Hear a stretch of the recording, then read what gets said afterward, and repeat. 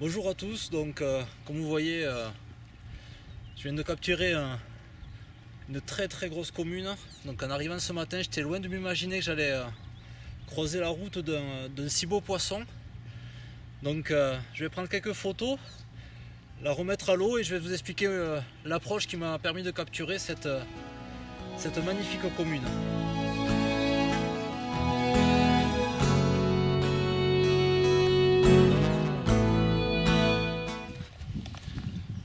Je viens de relâcher cette belle commune.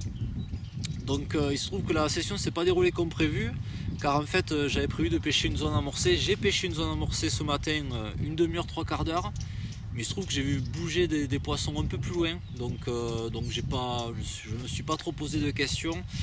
J'ai pris mes cannes, je pêche uniquement à deux cannes, donc ça me permet d'être rapide, et j'ai bougé sur la zone où je voyais les poissons. Et j'ai vu un très gros poisson sauter avec des fouilles derrière. Donc j'ai pêché dessus tout simplement à 20-30 mètres du bord. J'ai lancé plus loin, j'ai ramené discrètement et j'ai laissé descendre le montage. Donc côté montage, en fait, j'ai pêché avec une petite pop-up blanche que j'ai boostée dans un liquide de CSL de la gamme Adit.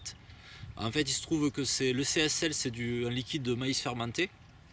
Et c'est des préparations que je réalise longtemps à l'avance, et je laisse continuellement booster des pop-up, des dumbbells de plusieurs couleurs.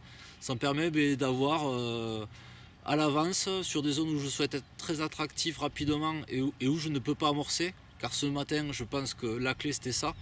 Il fallait pêcher propre, attractif, mais surtout pas faire trop de bruit. Donc même un stick, j'ai hésité en fait.